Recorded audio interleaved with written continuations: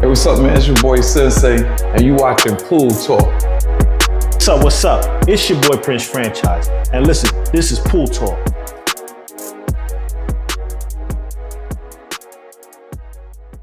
What's up? What's up? What's up, y'all? It's your boy Franchise. It's Sensei. Yo, hey, y'all watching Pool Talk. So we back with another one. Listen, man, we still doing the PS5 giveaway when we hit 10,000 subscribers. So make sure that y'all hitting subscribe, liking, commenting on our videos, and when we hit the 10,000 subs, we are going to do the PS5 giveaway. All right. So make sure that y'all doing all the right steps. Anyway, we're gonna get into this one real quick, right? We're gonna talk about the fight from last night. Mm-hmm. So Sensei, you saw the fight last night. What fight was that? That was a Jake Paul versus Anthony Joshua fight, right? Alicia Baumgardner versus Layla. And also, I'm not going to say Layla last name because I always mess it up. And Anderson Silva versus Tyron Woodley, all right? They had the new Olympic kid. I don't know his name. Yeah. He did his thing too. He did his thing, definitely. But what did you think about the fights last night? Well, I thought that... who are we gonna start? We're gonna start with let's start with Anderson Silva versus Tyron Woodley. The toe tap, bow. You can uppercut. Yeah. Woodley saying, I don't know. Woodley, I don't know. That chin don't look like it's built for boxing. Yeah. Yeah, I'm sorry. Yeah. And Anderson, I'm not a big fan. You know, I mean, I am a big fan, Anderson. I'm not a big fan of you stepping into boxing so late. Right, but I do love Anderson Silva from back in the days. One of my favorite MMA fighters, beast mode. Boxing is a whole different world. I would rather, truthfully, MMA dudes just stay over there in the MMA. That's just my personal opinion, and let the boxing people stay in boxing and don't mix oil and vinegar. That's because no boxer's not going over there kicking no ass. Ain't no MMA's coming over here. That's a fact. That's just my personal. That's a fact. And I mean, if you look at their fight last night, there was so many weaknesses that I saw in both of those guys. You know, both of them. You know, and listen, they're old. You know, Anderson Silva more so. He's an older guy. 50. You know, 50 or 50 something, right? And Tyron Woodley is in his 40s. You know, but at the end of the day, this is not boxing is not neither of them their strong points, you know. And honestly, just before Silva knocked out Tyron Woodley, I actually thought Silva was about to throw a kick, an MMA kick. I was like, oh shoot, it's about to go down, wow. You know. But he only did that as a tactic to kind of like try to throw him off, which it did, and he did not see that uppercut coming, and that uppercut raised his head to heaven.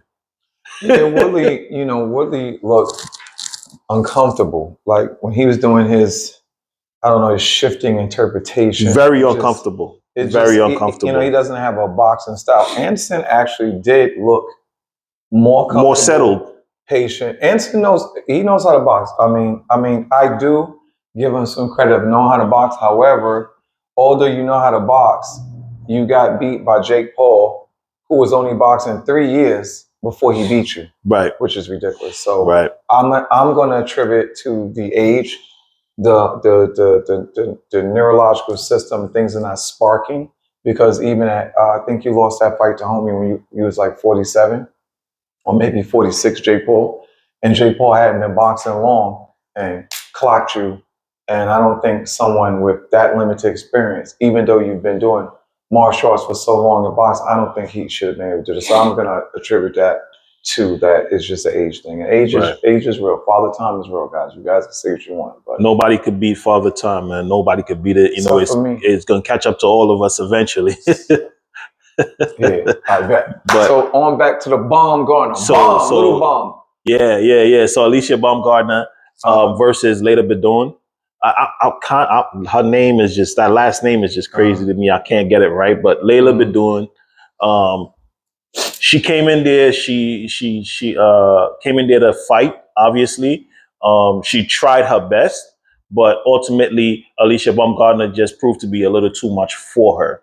You know, Alicia Baumgardner was bringing the fight to her. They made history. Yeah. 3-minute round. Yeah. First three First 3-minute rounds. 3-minute Because usually women fights are 2-minute rounds. Mm. So their fight was 3-minute rounds, and it wasn't a 10-round fight. Most women fights are 10 rounds. They went to 12 rounds. Right? So yeah, they made history. And I think that Alicia came in there with a game plan. She did what she was supposed to do, and Alicia didn't let those combos go. She got a good she got a pretty good IQ. Yeah. I think that Alicia should throw in some more straight body shots. And too much head hunting. You know what I'm saying? It's good. Yeah. When she threw that jab to the body, Shorty didn't like it. More jabs to the body, let the air out. Jab low, come back up top. Right hand to the body. So she says she gives her performance an A plus, but I don't give it an A plus. Well, hey, who am I? Bomb Bomb. I don't know. No problem with Bomb Bomb. Bomb Bomb's a cutie. You know what I'm saying? Yeah. So yeah, she got skills, but Bomb, I want no problems. But you did your thing. Definitely. 100%. Yeah, she definitely did her thing, and like Sensei said, too much headhunting, and that's a problem with most fighters. Most fighters, they headhunt too much and they forget about the body. The thing about boxing that can break down any fighter is changing levels, right? You go high, you go low, right? You go fast, you slow it down a little bit, throw them off, then go fast again. Change levels. Levels is what's going to throw off the next fighter. But when you're staying on the same level constantly, when you only go into the head, they're going to expect that you're going to come there, But then when you start touching that body, you break them down. And breaking down the body, hand down. Exactly, breaking exactly. Down. Yep, that's exactly where I was going. You either start chasing the punches, or you start just dropping it. So in karate, we throw the so we actually move the hand around, chase. But actually, a lot of karate people like high blocks and down blocks. But really and truly, once you just hear these type of blocks, bang. But those hands start dropping and starts opening up. When you go too high with low is available. When you go too low, obviously, the high is available. But yeah, the body, as a boxer that's been in the ring, as somebody that's been in the ring boxing, when you go to the body, what happens is the body, the person, when you hit that body, their hands start dropping because now they're trying to block the body from getting hit. As they're trying to stop the body from getting hit, what's open? Their face. Now it's easier shots, clearer shots, and you could, chin check them way easier. And not just that, but when you go to the body, you break down everything else. Everything breaks down because people don't understand. Like a body shot can really take the wind out. It's the respiratory system. It takes the wind out. You're constantly breathing in and out. It's controlling all the oxygen to all your cells. So as soon as you get cracked, things start to shut down. So, you got to be a bad person to take a body shot. Yep. So let's move on to the main fight. The one where I told you that boy was going to die. He's going to die, Jake Paul. You crazy little dude. You were saying Jake Paul. So you go first. I got a lot to say. Yeah, so start from round one. Starting from round one, my issue with the whole thing is that Jake Paul was doing a little bit too much running for me, and I kind of expected him to run. I thought that it was going to be a track show, but at the end of the day, I didn't think it was going to be that bad. Like he really showed how scared he was of Anthony Joshua. He really showed that, and absolutely, rightfully so. Like this guy is 6 foot, 6'6". With rehydration, probably came in around like. I thought you said it was a clause, no rehydration. I thought you made no. I think there was a rehydration clause, but the rehydration clause wasn't over a certain limit. Yeah, I think the rehydration clause wasn't over a certain limit because there's no way that a fighter can go to weigh-in and not rehydrate a little bit. So Tom, that's fine. The first round, when he started running around, Jake, that is, started running around, I thought it was a good strategy, personally. That's right. Because he can do the pendulum. In boxing, when you training, you do the steps around the circle. Steps around the circle. You guys know the boxers go back and forth. So Jake did that, and Anthony was like trying to cut up the ring or not trying to cut up the ring. I don't know. I thought Anthony could have cut the ring better. But okay, we got to the second round. He did more of the same. We gotta watch the fight again, so I don't know when he. But Anthony threw some of those grazing bolo punches, and I think it was a body shot, if I'm not mistaken. I'll get that around next podcast and check out the exact when he hit him. And then Jake was like, oh, no, he's serious. And then Jake really started to sprint. And then Jake was doing all his holding and shit. So let's skip to the... Well, here's the thing. Here's the thing. From even the shots that missed, just the shots that grazed Jake Paul, he was feeling that strength. That thing that he never felt before. Because even in sparring, if somebody that's way bigger than you just touch you like this on the arm, you feel the power. So you're automatically like, oh, dang, like I got to do this for the next 7 rounds. Mm-hmm. Nah, I don't know about that, but Jake Paul was just doing it way too much. And the problem is, people dance around the ring because boxing is a dance at the end of the day, right? It's a two-step. Anybody would tell you that. But the problem is, if you're two-stepping and running around the ring and it's a track and field show and you're not throwing no punches at all. I thought I was watching Three Stooges. How can you win the fight?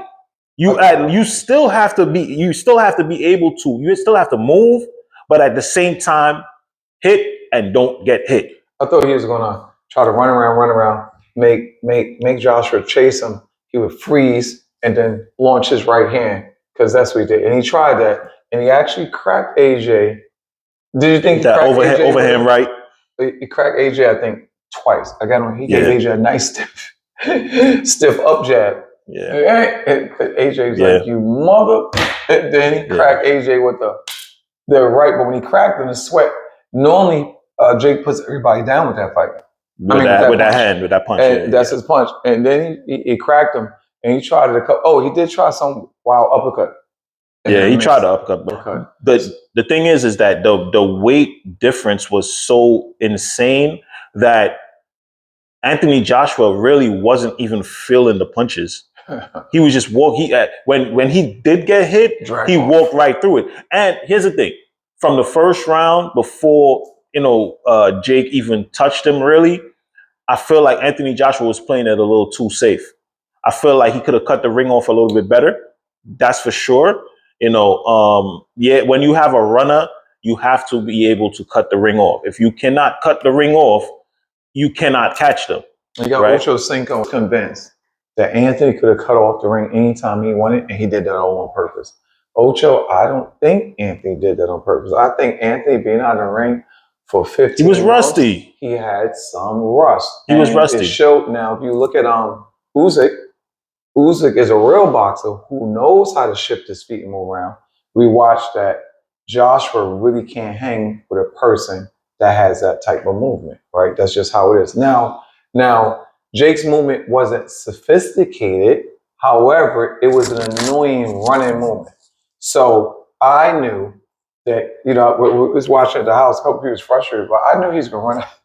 I knew he's going to run out of steam. He couldn't keep that up. I knew them legs. Guys, on that ring, and you move your legs, all that training look good, the squats, that stuff wears on your legs. And another thing, a couple little micro nuances is when Anthony was in a clinch and Anthony pressed down on Joshua. That takes a lot of energy out of you. A lot of people don't realize that. And Anthony pressed down on Jake.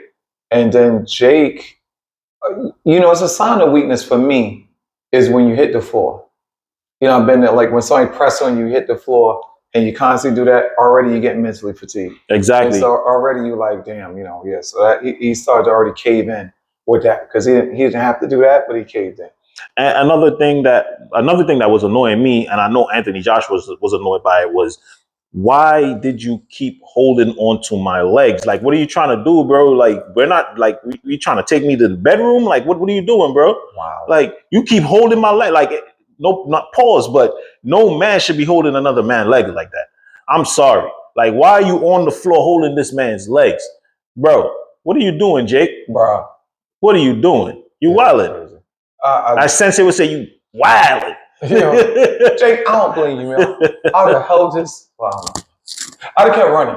I don't know about the hold. That ain't gonna work. Maybe he was taking some Tyron Woodley gave him some MMA tips. Listen, I see Tyron Woodley fight Jake Paul, and he ain't never held his leg like that before. Even when he got knocked out, So I don't know who he got that tactic from. Let's get to the juicy part. AJ got a little frustrated. AJ got a little frustrated. My boy went down with 3-piece biscuit Boom, boom, boom. on the kidney areas in the back of the back. Yep. That was greasy. He was just frustrated. He was like, It was definitely out of frustration. Yeah. But then he got together. He calmed down. Calm and take. But listen, so I told you he's going to die. But here's the thing, Jake. I'm gonna take my hat off because people tripping, right? Here's the thing: you took that shot. Me personally, I wouldn't have did it, but you didn't give up. You didn't give up. You did not give up. I would have quit once you got cracked. I think it was like the second time you cracked before the last time you got cracked. And see if you gave up, you would have got your damn jaw broke. Not only did he get his jaw broke, you seen the pictures because I kept telling. I was like, I think his teeth is out because something's wrong. Yeah.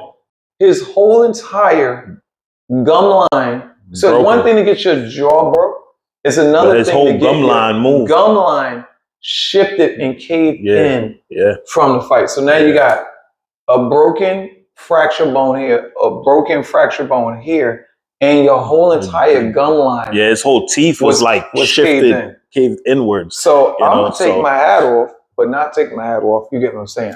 I'm gonna take my hat off because you was conscious. You took that when he got cracked and he was like, woo! He was like, oh my God, this is what it feels like when doves cry.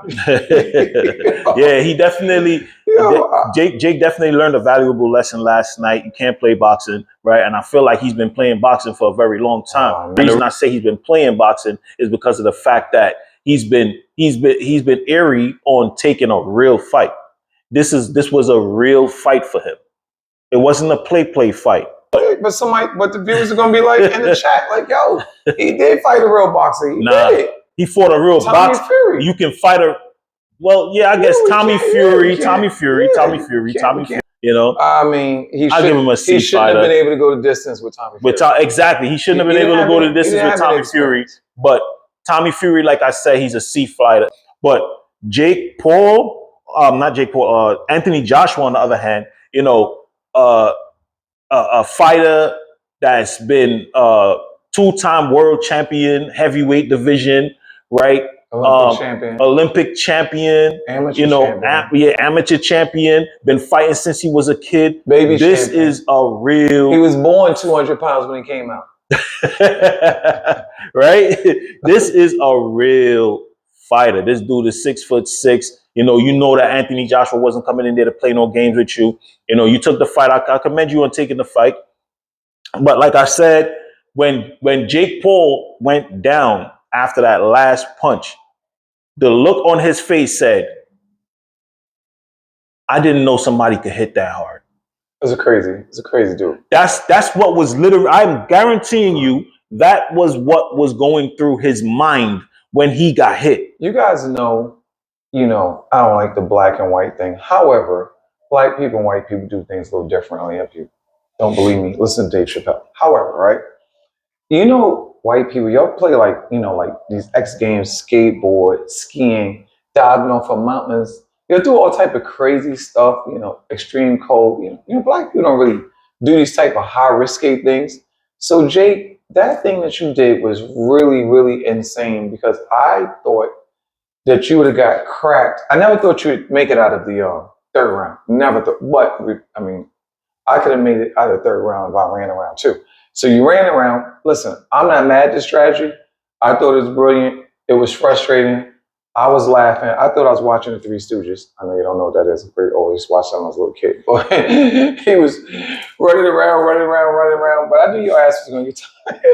I knew he was going to get tired. And I believe he hit you on them body shots. I got to find out what round it was. It cracked you. And you just kept grabbing. The pressure was getting. But here's the thing, right? I thought you would quit because you were kind of quitting with all this grabbing. Then the ref's like, yo, the people didn't pay to see this fight, pay all this money for y'all to be doing this and third, So people. So then when you got cracked and you started to count, you could have quit. You did not quit. So you're not a quitter. So I don't care what no one says, Jake. That was some crazy shit. But now they saying, what's next for Jake? They're saying what's next for Jake because he took this fight. The people are going to demand that he fight somebody else. I think personally, I think Jake's brand is strong enough to fight somebody. Me personally, hey man, you took a big risk. I think you gained a lot of respect in a box where everybody got to respect that. It's no way that you cannot respect it, right? We may not like the circus circumstances in which it happened, the unfairness. We talked about that already before in a previous podcast. But right now is I got to give you big respect. However, if I'm managing you or your team, you take another fight, but you just can't jump. Everybody wants this guy. What you want? They want to fight the Mexican Monster next. They want to fight Bevo. I mean, like, dude still doesn't have any. He has 2 boxes on his resume, 2 legitimate boxes. Bevo would kill him. Right. The Mexican Benavidez would definitely destroy his whole entire existence. Right. Those are not fights that he should even consider at all. Yeah. First of all, like Sensei just said, this guy had he have no amateur fights. He only fought two real boxers, in my opinion.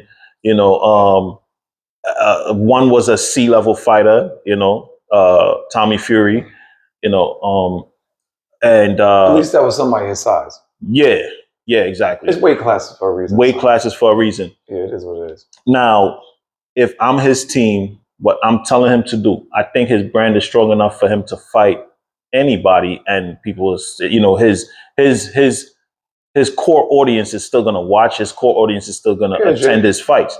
Yeah, exactly. But BUT. I feel like he needs to fight more C-level fighters and get his skill up. Because there's levels to this thing. Don't do it. There's levels to this. Don't do it. Don't jump into a fight with an A-class fighter. Don't do it. Don't jump into a fight with a fighter that's been 2-time world champion, heavyweight of the world. That's insane, And I think it was stupid on his team's behalf, but at the end of the day, 90 M's. This was about money. 90 millsy. Stupid. I still think it was stupid. Exactly what I was going I wouldn't get my whole gum line. You lucky the top part didn't cave in. You got to get reconstructive face surgery, my man. And somebody's like, I'll do it for 90. I feel you. I'm not mad. I wouldn't do it.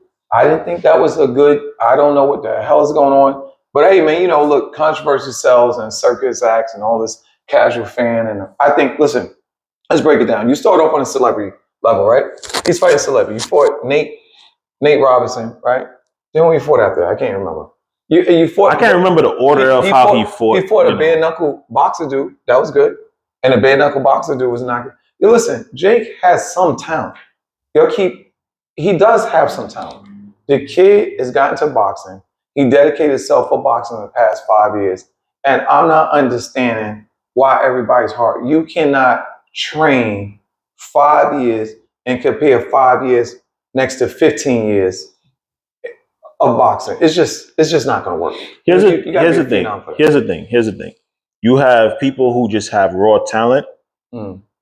Jake ain't one of them when it comes to boxing. Oh, definitely not. He's not one of them. Right, exactly. So, like he said, for in order to have somebody with the level that Jake is at, fight somebody like Anthony Joshua, that person would have to be somebody who just have raw talent that's never before been seen, or it's been seen before, but on another great fighter. I agree. Right? Jake Paul is not that. That's why the level that he's at, there's no way he should have been in the ring with Anthony Joshua. But it happened, and this is where we're at right now. And like I said, moving on to the future of Jake Paul, I feel like Jake Paul needs to fight a couple C-level fighters and really get his skill up. Now, because I think that he can get to the level of where, all right, because he said he wants to win a belt. He want to get a championship belt eventually. But in order to get a championship belt, your skill level have to appreciate way more than where it's at right now. Jake, you're not getting no belt. And if he stays at the level that he's at right now, I don't see that happening. I'm gonna get my Tim Bradley. You're not getting that.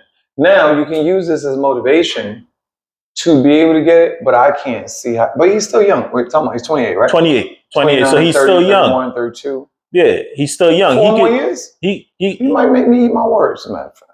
he in the next 4 to 5 years, if he plays cards right, he can have a belt in the next 5 years if he get his skill up, What? if he get the right team behind him. Because even in his corner, what was those guys really telling him? I didn't hear. Who, Jake? Yeah, Jake.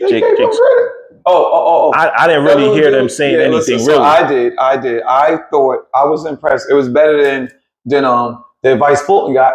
Get busy. Win your hands. It was way better than that. So what happens is his trainer, I don't know little dude, but he's associated with Crunk Boxing.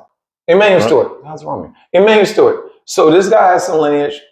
Jake's trainer to Emmanuel Stewart, right? Little dude was like, "Yo, Jake, stop those damn drills. We can't do." He told him we cannot do the drills because apparently he tried to do some drills. Like this drills is over. This is a fight. He's like he's slow. He was like, move your feet, launch. He gave him specific instructions. But I think the intimidation of Jake realizing, and then the cardio. And he told him, look, if you can control your breathing, he told him, breathe. He started like hyperventilating. He just got like really, really overwhelmed. He got into some very deep water that he couldn't swim in. It was too much for him. But what I saw, he did. I can't remember all the specific advice, but what I saw, he gave dude really, really good advice. He gave son some really good advice. But I mean, what was Jake going to be able to do with it? He was in survival mode. He did the best he could. But I mean, like, come on, dude. Like, what type of answer? He got no combos. I was impressed. Look, you know what's the dude? JD Love. I forget his name. Love or somebody. Yeah, Jay Leon Love. Jay Leon Love. Listen, Jake is surrounded around real boxers, right? Jake is taking the game serious. He changed his life from partying, drugs, whatever he did. Like listen, he's a marketer, right? The kid is kind of, I'm not going to call you a genius, but he understands the same thing with Mayweather, right? People wanted to see Mayweather get beat. People finally wanted to see Jake get beat. Are you really happy that Jake got smashed by a two-time world A-class heavyweight champion? That really floats your boat? Come on, dude. Like, you know what I'm saying? Like, I'm not that. I want to see the kid. It's tricky because he came in the game on some circus act, and now he say he want to do some boxing. So if he want to do some boxing, he got to start going through the proper boxing channels. Like you had said, we were off camera. You said let him start. What did you say about him taking a back seat, coming as on somebody else's card? Undercard, yeah, right. Coming on somebody else's undercard, fight a couple C-level fighters, work your way up to the top by getting your skill up while fighting fighters that's on your level. If you're trying, your problem, Jake, your problem, Jake, is that you're trying to jump the gun. You're trying to skip levels for the money, and that's not how this works. If you got the money now. You have the money. You're good. Look, you're good. You have the money. You're good. So now, if you're now, you're good. You have the money. So now, my thing is, you should be fighting for. All right, now it's for greatness. Now let me try to work my way to show people I'm a real athlete. I'm serious about this, right. And I could really work my way up to this level and be on a championship level. But if you keep trying to, if you jump back in that ring with, like, let's say your next fight is in another year and a half from now, because I doubt he's fighting the whole of 2026 after getting your jaw broken like that, you know. So let's say 2027, you come back and you're fighting again. Now you want to fight. I'm not even going to say a Terrence Crawford. I'm going to say a Ryan Garcia. Now you want to fight a Ryan Garcia. Fight you. Yeah. Right. Now you want to fight a Ryan Garcia. Like, the same thing is going to happen again, brother. The same thing is going to, you have to fight some C-class fighters. You don't need to be the main attraction all the time. Mike, D-class. I say D. Yeah, you don't have to be the main attraction all the time. You know, the fight will sell regardless, as long as you get a fighter that people want to see as the main attraction. Plus, you're on the card. So the people that was going to come and watch you as the main event, they still going to come watch you. But fight some C-class fighters. That's you going really, to build your skill level up. It's going to build your confidence up. It's going to get you to the level that you need to be at for you to get a belt.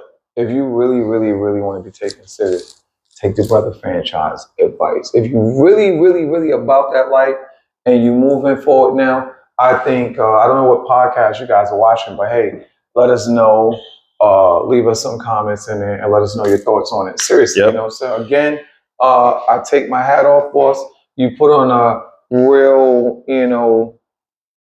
event of, a circus act event. I don't agree that it should have never been sanctioned. It should have never, you should have had to work your way up to people training your whole life to be able to get a chance. And because of money and some newfangled power, I don't know what the fuck is going on. But at the end of the day, I didn't agree with it. But hey, you did your thing. I've been, again, we keep saying, we've been in the ring. I know what it's like. You didn't quit. You did not quit. Like that Didn't quit. shit. I'll give him that. Because you could have went the one the knockdown before you got knocked out again, and you knew you was buzzed, and you showed a tremendous amount of psycho heart. You know what I'm saying? And I don't know why you did it, but you did it. And but the thing is, it's not good for your health. I'm happy that you made it out safe. You can go back to your family. I know you want to live up to something, show some bravery for the fans, but it was kind of stupid if you ask me. I wouldn't have done it. You did it. You got the break. But right now, Franchise said what he said. Yo, we done talked about this enough. You know what I'm saying? Before we bounce, AJ called out. Yeah, he called out Tyson Fury. But honestly speaking, I think that I think Tyson Fury knocks him out. I think that AJ, I'm not saying that AJ don't have a chance, but I think that Tyson Fury is going to win that fight. AJ, you got work on that footwork. I'm picking Tyson Fury on that fight only because Tyson Fury got good footwork. He's the same size as AJ, and on top of that, Tyson Fury, while using his footwork, he's going to be hitting you with punches in bunches. So how you gonna get past the jab, AJ? So I think Tyson Fury wins that fight hands down. AJ, you too stiff. Too stiff. Too much muscle. Well, I mean, okay, you gotta loosen up a little bit. So, AJ, are you doing? No, seriously. Are you doing calisthenics? I would no weights, all calisthenics and bands, and you need some fluidity drills. I don't know what's this. I'm not happy with your corner that you had there.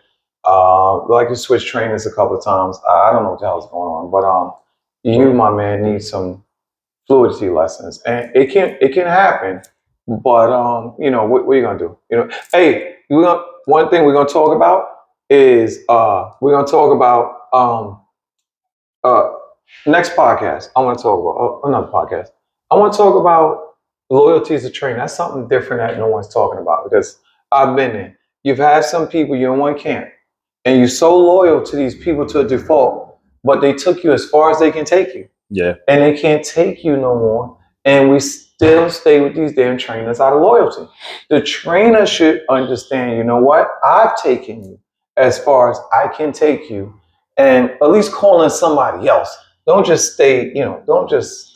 Yeah, and the thing with that too, you could stay with that trainer, but you have some fighters that have multiple trainers. They'll have a defensive trainer, they'll have an offensive trainer. They might have two offensive trainers. Both trainers are teaching them something else. One is teaching them inside fighting, one is teaching them outside fighting. Both trainers might combine to teach them how to do inside, outside fighting. So you have people with multiple different trainers. Sometimes it's not bad to bring somebody else in your camp in order to get you to another level that you need to be at for a particular fight. Canelo. Now, when Sensei mentioned loyalty and stuff like that, I could understand the loyalty. I don't have a problem with that. Like I said, just bring somebody else in the house to help you eat better. You know what I mean? If that makes sense, because Ryan Shields. Sometimes you might bring in another trainer, and then that trainer, you think that they could teach you something new, and they don't. And what they do is they take away all the fundamentals that you already had from this other trainer. And I've seen that happen before, where people jump trainers, in our personal camps that we used to have. I've seen people jump trainers and go to different camps. And then that camp can't teach you nothing on top of what you already know. And you go in there with everything, and then they give you nothing and take everything from you. And then you get your first L. So, I just think that It's a tricky situation. it's a tricky situation. You can stay with the trainers that you have, but also just understand it's okay to bring in another trainer and say, all right, I want both of y'all to collab on how to make me better. Unless I'm coaching you. No other trainers but me. Yo, man, y'all know I'm crazy. I gotta keep the laughs and jokes going. Keep it like, yo, Pool Talk, Sensei. Franchise. And listen, we'll catch y'all in another one, right? And just remember, like I said in the beginning, the giveaway, the PS5 giveaway, make sure that y'all liking, commenting, hitting subs, because when we hit 10,000 followers, we're going to give the PS5 away to somebody from the comments. So make sure y'all commenting, turn on bell notifications so y'all know when we post a video, all right? Catch y'all another one, all right? Like and comment below, subscribe, and hit that bell notifications for more.